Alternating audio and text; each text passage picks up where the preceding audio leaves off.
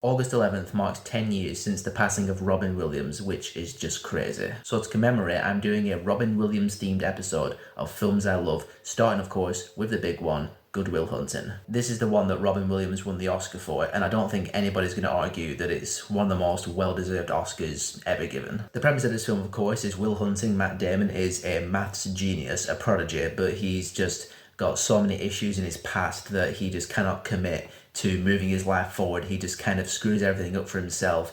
He's got a lot of damage, and Robin Williams is the guy to sort him out. The therapist-patient relationship between the two of them is just so heartwarming. Every scene they have together is just so deeply moving, but also funny at the same time. It's just an extremely human film in every single way. Seeing Will slowly open up to Sean, and Sean challenging Will's defense mechanisms, asking him these questions, telling Will about his own life and some of the stuff that's happened with his wife, the passing of his wife, and any regrets he has, and his experiences and how that can translate to Will and what he can do with his life going forward. It's just a really warm blanket of a film, and it's a film for people who just have not got their shit together. I think people can watch this film and just take away so many lessons from it and so many different philosophies and ways of thinking. There's actually a quote from this film that I remember seeing posted a lot last year when I was having a really bad time mentally.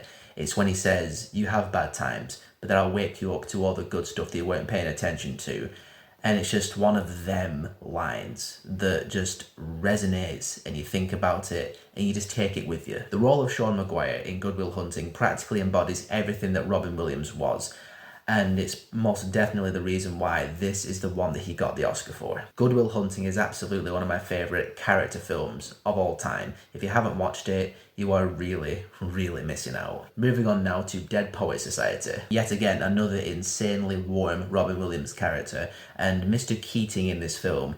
This is the kind of teacher that I think everybody in the history of life wishes they had, because he teaches poetry in a way to really inspire his students, and he is really pushing them to, well, like he says, carpe diem, make your lives extraordinary, seize the day. Which again, like Good Will Hunting, there's just so many lines and so many words of wisdom that Robin Williams drops in here that resonate, and you just try and take it with you and apply it to your own life. It's such a joy to watch these students under the tutelage of Mr. Keating and his teachings just pursue what they want to pursue and just go for the things they want to go for, and actually attempt to seize the day and to make their lives extraordinary. And in that, the first half of this film is kind of like a comfort film. I could watch it over and over and over again. And in the second half, maybe last third of the film, just shoots a harpoon through your heart, and it becomes one of the most emotional and saddest films that I've seen. And I'm not going to spoil it. If you've never seen Dead Poets Society,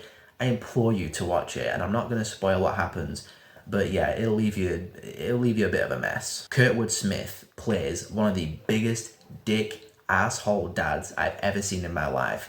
He gets to me, and I'm just so glad that I don't have parents like that who just try to control every single asset of my life and just decided my life for me. And for those of you who have seen Dead Poets Society, the ending, oh my god, when I first watched this film, the ending happened, it sent chills up and down my arms, my eyes were welling up. Oh, it's just one of the most inspirational endings of all time. Good morning, Vietnam! Robin Williams is the army's DJ in Vietnam, clashing with his superiors over his style, his content, the music he plays. It's just really entertaining watching Williams just click that button, talk into the microphone, and just entertain the Vietnam soldiers. And the music is also great, that Vietnam era soundtrack, lots of good bangers in there. And Robin Williams also improvised every single session in the film, which is just insanely impressive. The stuff he comes out with, all the different voices, all the different things he references, the fact that he just ad-libbed all of that. But I gotta say, Good Morning Vietnam is one of the most effective balances of comedy and drama that I've ever seen. Because again, the first half, you're entertained by Williams on the radio, annoying the people at the army, at least the higher ups at the army. And then halfway through, out of nowhere, it gut punches you. And you see Williams' character reacting to the realities of the Vietnam War, the grisly casualties. And it just takes it to that emotional level that you don't expect, but it's really successful. It just grounds everything in the film. And that's where the humanity of Robin Williams' character comes through. You go from being really entertained by his character to loving his character. Especially when he gets back on the radio and says, "Screw you" to the army, and starts reporting the forbidden news that the army doesn't want being broadcast. And similar to Good Will Hunting, Good Morning Vietnam is another amazing showcase as to what Robin Williams was all about in the entertainment sector, because he goes on the radio and he provides such a valuable service to the soldiers in Vietnam by giving them entertainment, by giving them that escape and letting them forget about the war for a bit. There's that incredible scene halfway through the film where they stop at this blockade and he does like an on-the-spot improvised kind of performance for the surrounding army trucks with the soldiers in the back, and he really sees how important what he does is for the soldiers. It's, again, showcases how incredible of an entertainer Robin Williams was, how he let us just kind of escape life through his incredible comedy.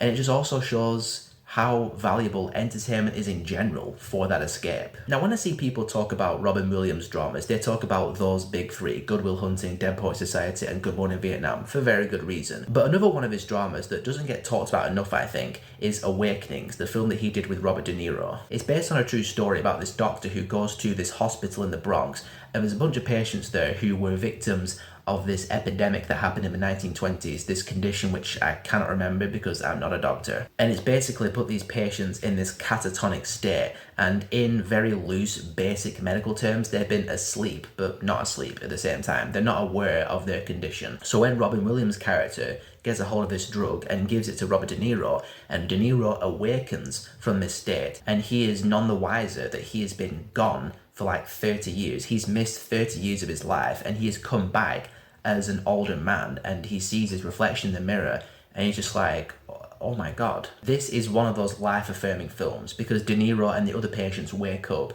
and because now they can move, they can talk, they can do basic human functions again, they really start to appreciate the gift and the joy of simply being alive and finding joy and pleasures in the smallest things that we take for granted. An amazing thing that I took note of in Awakenings is that in the first two films, Good Will Hunting, Dead Poets Society, it was Robin Williams' character bringing the joy and those life-affirming messages to other characters. But in this film, it's the complete opposite, because Robin Williams plays this really shy, socially awkward guy who just can't deal with people very well.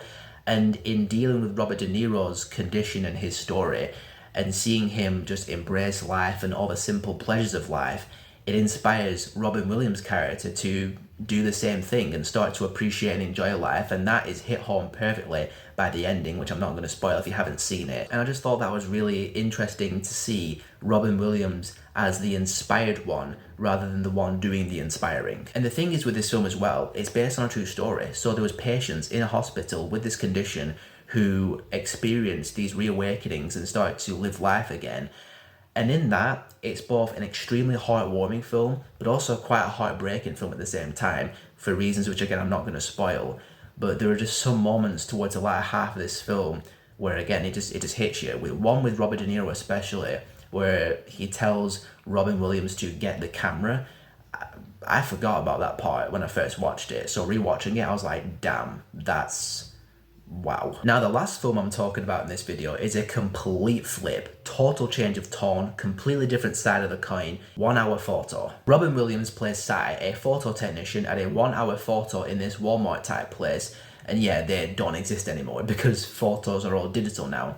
But back in the day, people used to have physical cameras with physical film in them, and they took them to be developed at these 1 Hour Photo type places. And that's what Sai does. He develops film and he develops the photos for his customers. And over the years, he has grown a very unhealthy obsession with one family in particular. The reason I'm talking about this film is because compared to the first 4 films, this is a completely different animal from Robin Williams. He plays a very shy, timid, but very obsessed individual. For a lot of this film, Robin Williams' performance is very held back, but there's just this energy, there's this vibe to him that's just very uncomfortable, but in a way where you can't look away from him. It's strangely magnetic to watch, again in that very creepy, unnerving kind of way. And the really weird thing about it is that As unnerving as the character is and how creepy he is, there's something oddly sympathetic about the character.